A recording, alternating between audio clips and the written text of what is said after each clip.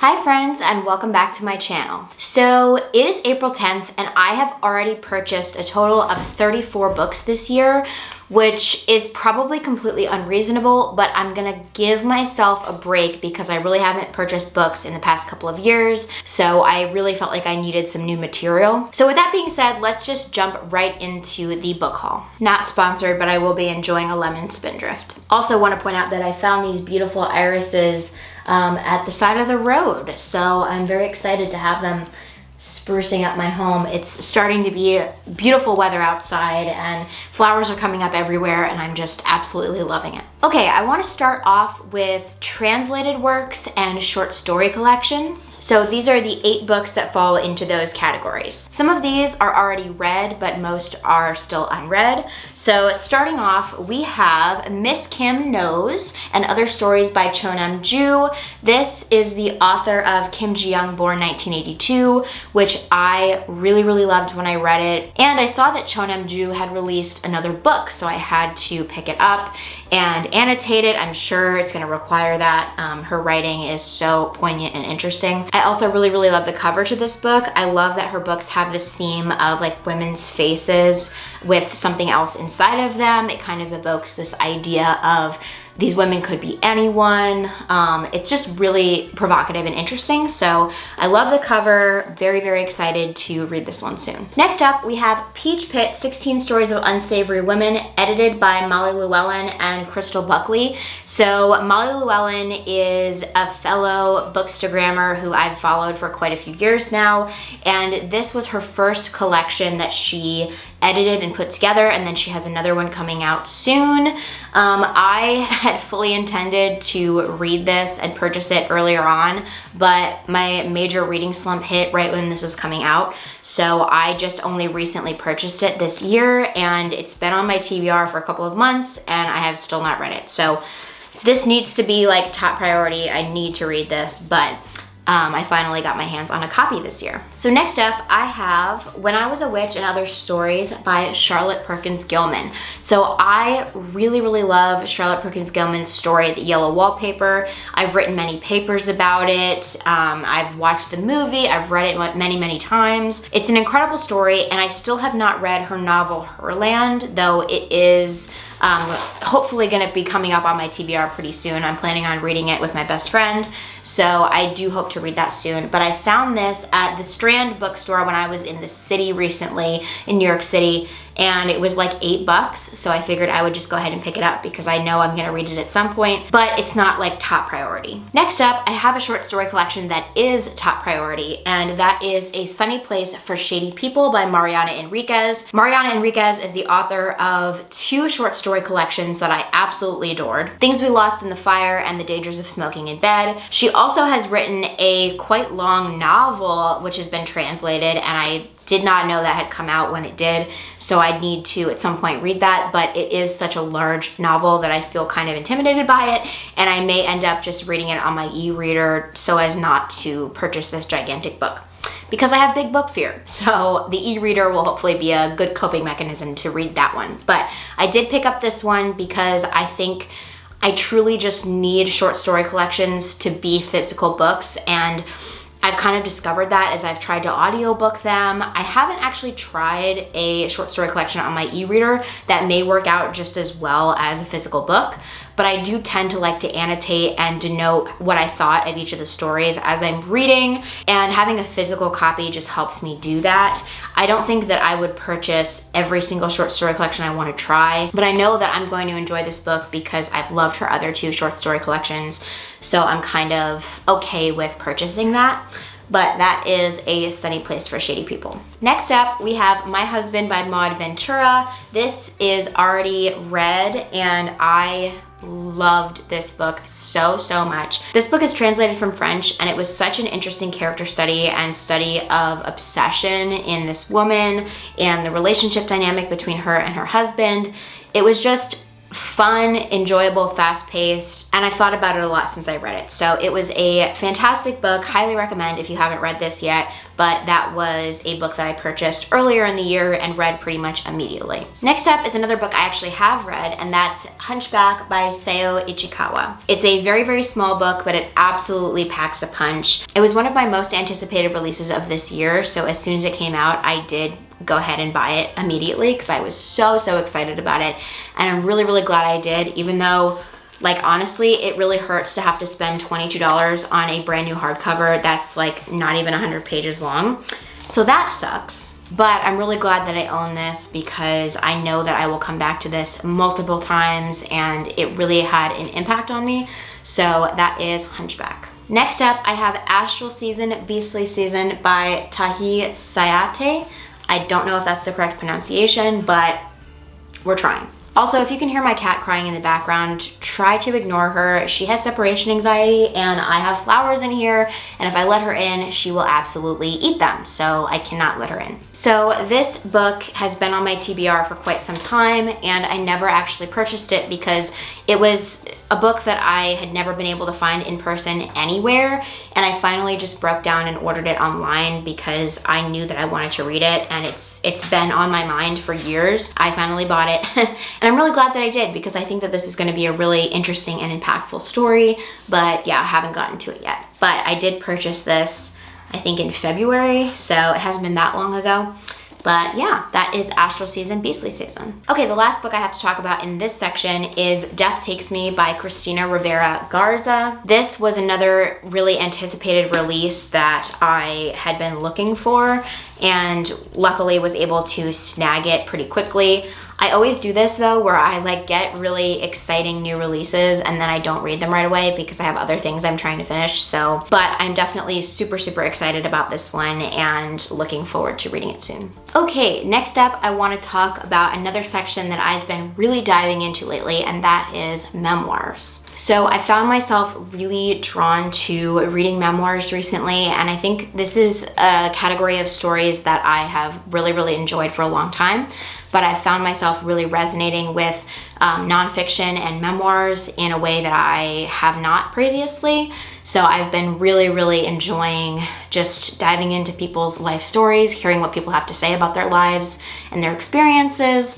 So these are all of the memoirs that I have purchased so far this year. First up is Untamed by Glennon Doyle. I read this for a recent video where I read books based on my personality, and this absolutely came through. I had gotten it from the library for the video, but I knew that I wanted to own it because I wanted to revisit it and annotate it, and I wanted it on my shelf as a reminder and I guess as a trophy kind of, but really just because this book meant so much to me, and I really felt like I needed to have it in my possession so that I could come back to it and annotate it and really spend the time with it that I need to, because truly this book was so impactful in my life. So yeah, that's Untamed. Next up, I have another memoir that was a really anticipated release for me, and I picked it up at the McNally Jackson bookstore in New York City recently, and that is Saving Five by Amanda Nguyen. So this is kind of in keeping with the type of memoirs that I'm interested in, specifically with women's stories, and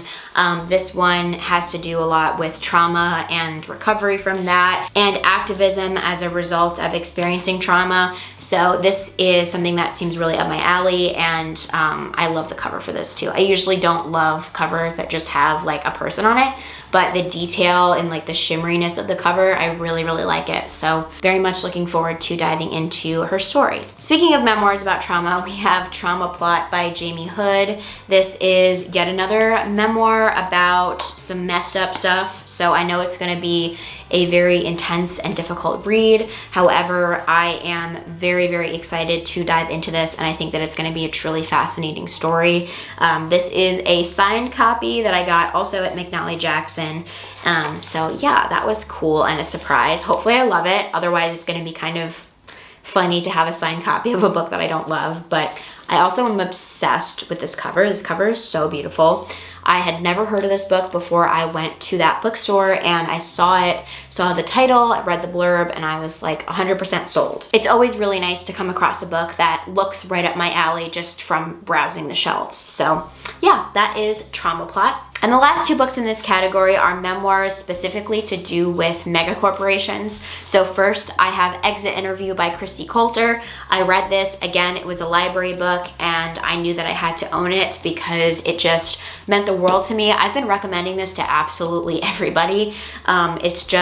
It's so amazing and so funny and so insightful and just truly one of my favorite books I've read so far this year. I will say that this does bring up a point of how I've been buying books recently. So obviously when I went to the city, I was on vacation. I was buying books that I normally wouldn't necessarily buy in that quantity. But I will say that what I've been doing other than when I was on vacation is getting books from the library or getting them from Libby and listening to them or reading them, and then deciding from there if that is a book that I want to be part of my collection.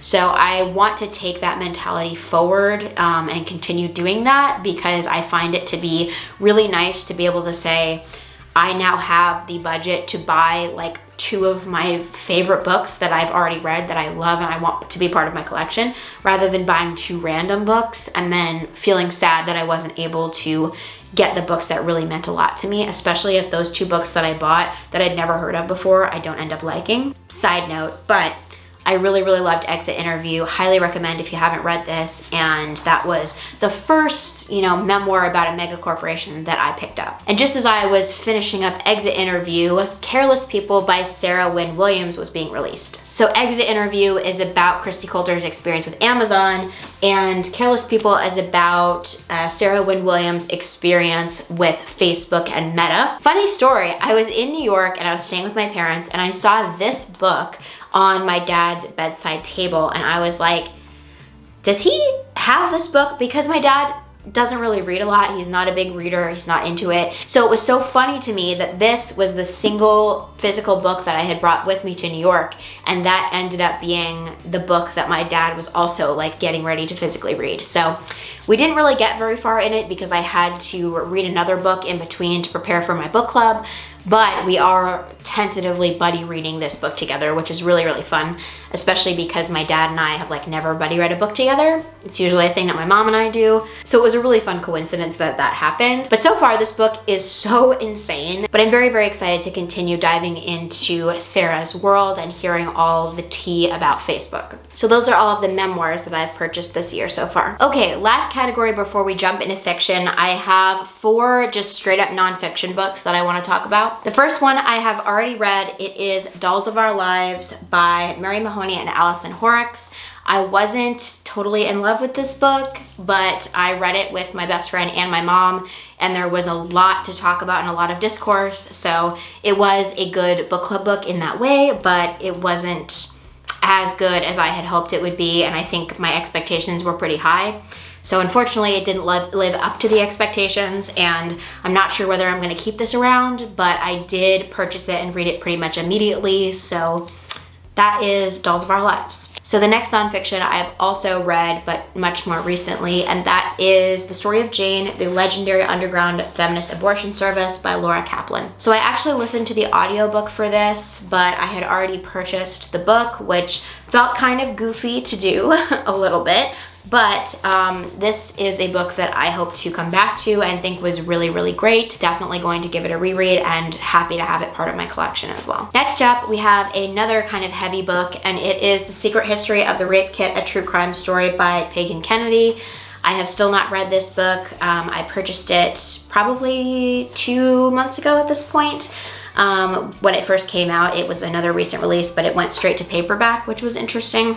But this sounds like a very, very fascinating story, and a heavy story at that, but something that is really up my alley with a lot of the topics that I'm interested in. So yeah, I found this at one of my favorite bookstores in Tulsa and was just super excited about it. I had already heard about it, so I had like specifically gone on the hunt for this, saw it somewhere online that it was coming out, and was really excited about it. So that is The Secret History of the Rape Kit. And the last nonfiction that I have purchased so far this year is The Women's House of Detention by Hugh Ryan. This is a queer history of the forgotten prison. So yeah, it's a super long book. I had originally intended to read this during Women's History Month, but because of its density and the fact that I was leaving for New York partway through Women's History Month, I just didn't get a chance to finish this, and it felt like a big undertaking and something I really wanted to sit with and fully digest and not feel like I was rushed through it. So it is a book that I really am hoping to read and fully get into soon. It's just not something that I was able to finish last month in March. So hopefully I'll be able to finish this one soon. Unfortunately, this copy didn't come in super great. I ordered it online and it was kind of damaged, which is too bad, but it's okay. I have to just be okay with not every single book being pristine and allowing books to be used and loved and not be so type A about my books. Okay, let's jump into our final section, which is just general fiction. Well, to be fair, I have one YA book in this stack, and it is my next read, Sunrise Over the Reaping by Suzanne Collins. This is another prequel to The Hunger Games. Unfortunately, I was somewhat disappointed by the other prequel, The Ballad of Songbirds and Snakes, but this one sounds a lot more interesting to me, specifically because I really like the character of Haymitch and think that this is a more interesting topic than, hearing about President Snow's youth.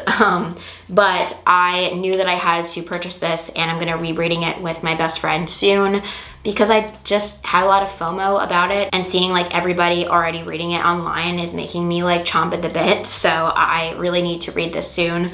But yeah, that is the only YA book that I've purchased so far this year. Okay, adult fiction. First up, we have Two-Step Devil by Jamie Quattro. This is a book that I randomly came across when I was shopping at the bookstore. I think this was in January actually, and this was pretty much my first book shopping trip since I had really started reading again. I went with my husband. We went to the Tulsa bookstore that I hadn't been to in quite a long time, and I came across this. I think it was on the bookseller recommendation shelf, and the cover just pulled me right in, and then I read the synopsis and it felt like something that I would really, really enjoy. So I ended up picking it up even though I'd not really heard anything about it, but I was kind of trusting the bookseller's recommendation on this. So yeah, I still have to read it. It's kind of top priority, and I'm hoping to get it read soon. So yeah, that is Two-Step Devil. Next up was another super anticipated release that I got while I was in New York City as well, and it is Tilt by Emma Patty. The cover is really interesting. I'm not sure if I love it or hate it. I really like the bird, but I'm not super enthused about this typography and the font and just the general overall vibe. I like the bird though, so mixed feelings about the cover. However, the premise sounded really interesting, and it was an anticipated release. So when I came across it, I did just go ahead and pick it up because I'm pretty sure I'm gonna really enjoy this. But yeah, I'm really glad that I found this because I think I looked at 3 different bookstores before I found this in the one that I found it in. But yeah, that's Tilt. Okay, next is this really, really little book. It is one of the Faber stories, and I've had this on my Goodreads TBR for so long. This was the first time that I had ever come across this in person. I have had another one of Faber stories, or maybe 2 of them in the past, and I've unhauled them both, which maybe is stupid for me getting this because maybe I don't really like Faber stories, these little ones. But to be fair, the first one I got was the Sally Rooney little short story, and I have mixed feelings about Sally Rooney. Controversial, I know, but yeah, not super in love with Sally Rooney. I really liked Normal People, but the other ones have been kind of iffy. Anyway, unrelated. But the other Faber story that I had was a Ishiguro one, and it also wasn't my favorite.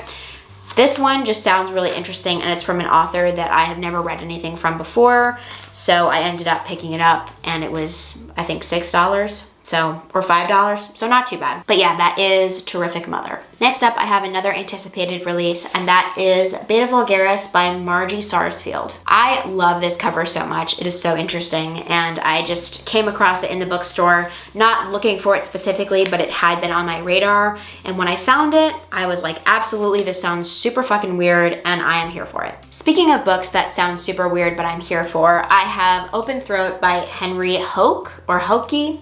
I have no idea. This is a sparse looking novel from the perspective of a hungry mountain lion, and it sounds kind of insane, but I am totally here for it and was just really interested in the cover, and the concept sounded super experimental and weird, and I love that stuff, so definitely here for this one. Next up, I have a book that I am planning on reading this month, and that is Scrap by Kala Henkel. Again, this was one that I came across in the bookstore and saw the cover and was drawn in and had to read the blurb, and the blurb just sounded like it would be right up my alley. So super weird, super, you know, strange woman kind of story, and possibly a book about obsession, which I am also really into. So yeah, that is Scrap. Next up, yet another book that I listened to on audio and then had to add to my collection because it meant the world to me, and that is Piglet by Lottie Hazell. So I believe I've talked about this several times on my channel, but this book just meant the absolute world to me. I connected with the characters so deeply, and I just really loved the storytelling and all of the explorations of consumption and her relationships and her relationship with her body. It was just so amazing. I had to add it to my collection. However, I am annoyed that about a week after I purchased this, it came out in paperback, and I would have preferred in paperback. But at least I have this really pretty shiny hardcover, so I guess that'll have to do. Next up, I have another book that I plan on reading this month, and it is Scaffolding by Lauren Elkin. So I've heard really good things about this. It seems like a book that's going to be super character driven and very much up my alley in terms of the study of one place and all of the people that have inhabited it. I really like that topic and that idea. So I am very excited to dive into this. And like I said, I've heard a lot of good things about it, so I am anticipating that it's going to be really great. Okay, next up we have Body Friend by Catherine Braben. I was very excited when I found this. I had been looking for it all over the place. It has a lot to do with chronic illness and chronic pain, and it just sounds like a book that I'm gonna really resonate with and find meaning in. So I am very much looking forward to picking this up. Hopefully I'll be able to get to this one soon. So next up I have Monstrilio by Gerardo Samano Cordova. This was actually the first book that I ever read on my e-reader, and you're asking probably, why do I own it? Same reason as why I have purchased some of the other books that I purchased in this haul.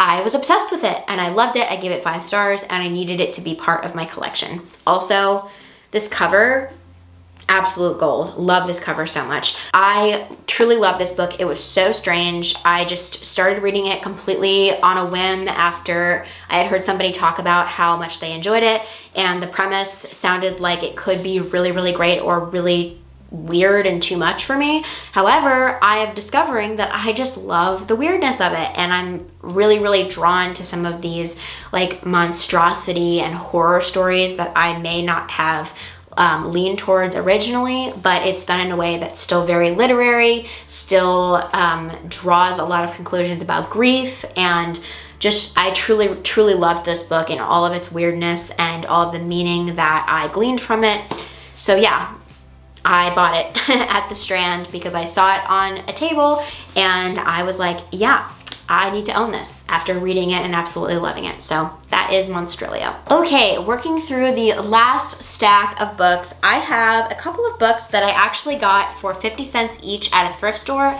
So I don't find these to be priority books whatsoever, and I don't even know if I'm gonna keep them around besides one of them. But I ended up purchasing them, and it's kind of, probably not a great thing because finding 25-cent books just means that you can't pass them up. However, now I have 3 more books to add to my physical TBR and books to add to my TBR takedown list, so I may end up unhauling them, but I'll just show you what they are. First, I found a pristine Book of the Month copy of Intermezzo by Sally Rooney. Now, these 3 are all Book of the Month copies, so I'm assuming someone had Book of the Month and did not like these or didn't end up reading them and then donated them to this thrift store, but they were all in pristine condition, so I had to pick them up. But yeah, I guess this means that my best friend and I are gonna read Intermezzo. We weren't sure if we were gonna get to it, but I purchased this and sent her a picture of it, and I was like, I guess we have to read it now because now I own a copy and it would be really dumb to not read it. It is an absolute behemoth of a book. It's giant. It is like 450 pages and very large. So it's a little intimidating, and I know people really love this book. However, like I said earlier, Sally Rooney, kind of mixed feelings for me. But yeah, couldn't pass up the opportunity to get a 25% book that's pristine. Okay, the next one is a book that I'd never heard of and sounded vaguely interesting, and that is The Lost Story by Meg Schaefer.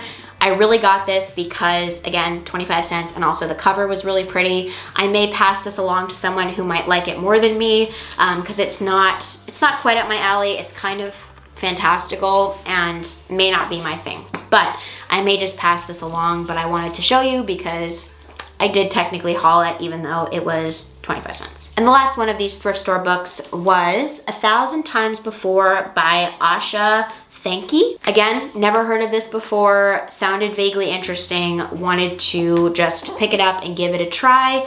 Yeah, not sure if I'm gonna keep it around, but I decided to pick it up because it's felt really dumb to not. So yeah, that is 1,000 Times Before. Okay, final section is, it's still fiction, but weird fiction, which, you know, is right up my alley.